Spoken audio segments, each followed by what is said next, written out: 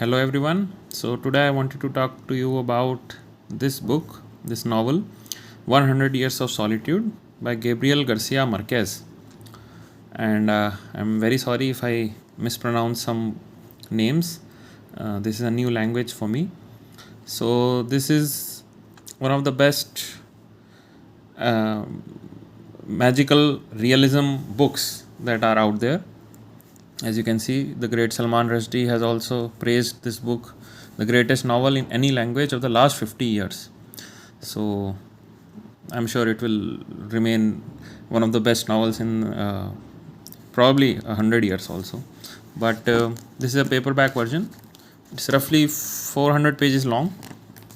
So it's not that long.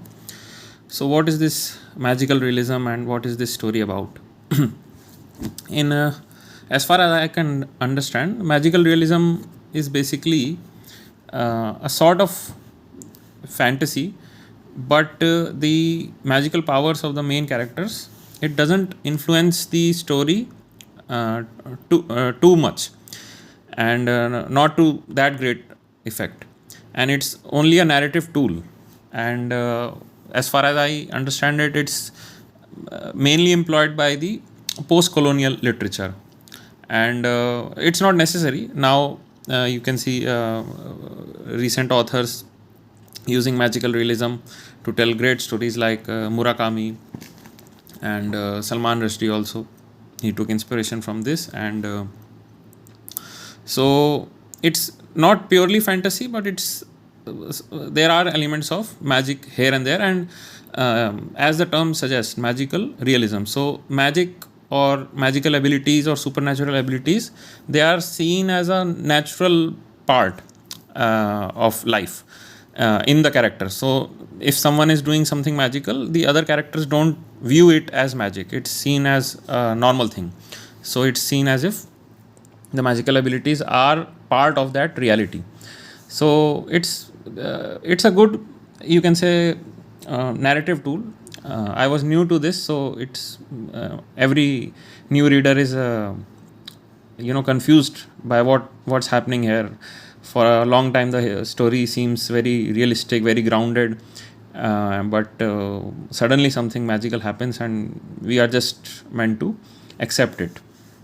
Anyway, what this story is about, it's basically set in a fictional town of Macondo, which is founded by these two, this couple, Jose Arcadio Buendia and her wife, his wife Ursula.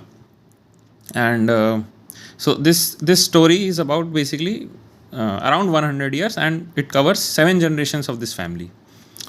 And so it starts off as a village, and slowly we see how it transforms into a town, and it modernizes, and through various troubles, the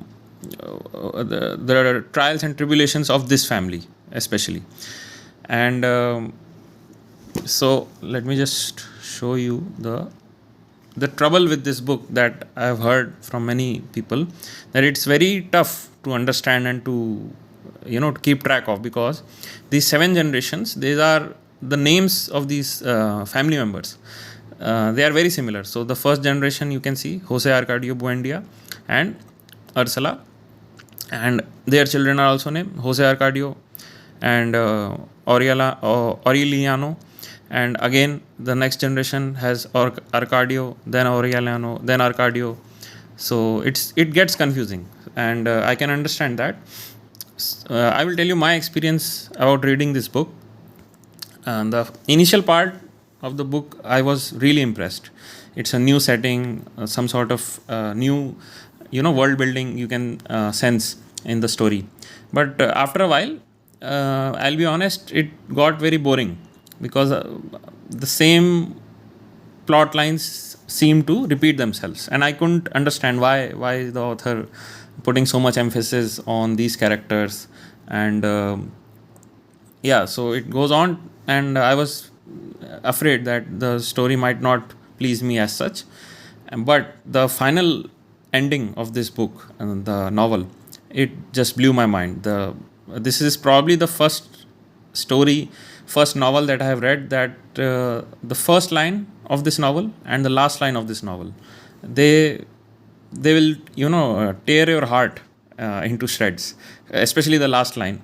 And only then I was able to piece together all the things that had happened and why the author has used this narrative tool to tell a story about a fictional town. And so this sort of literature is considered to be post-colonial.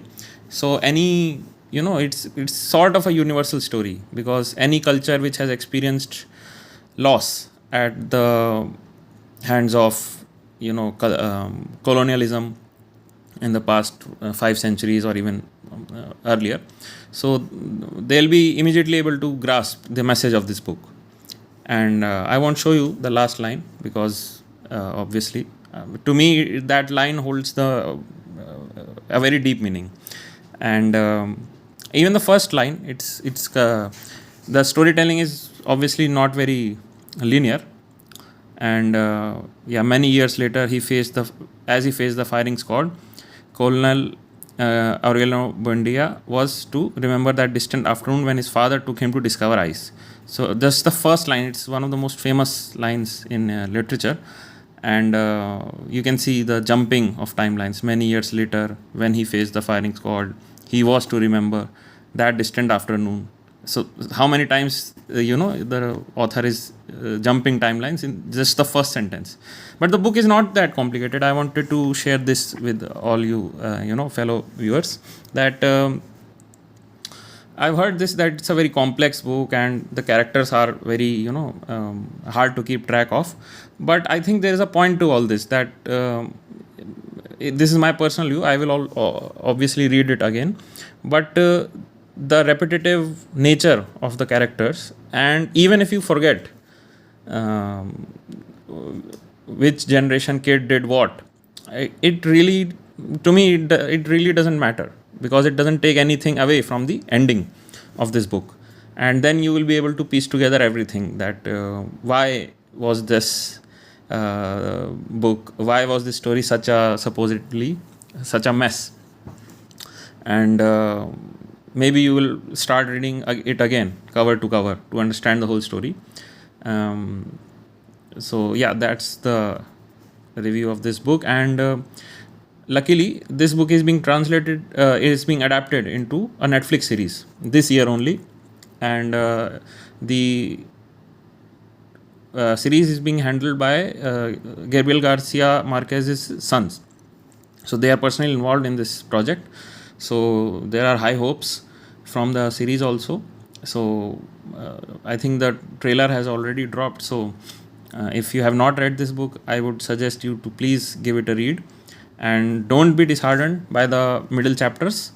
It will make sense in the end. I can promise you that. And so that's the review of the book. Please read it, share it, and thank you. Happy reading.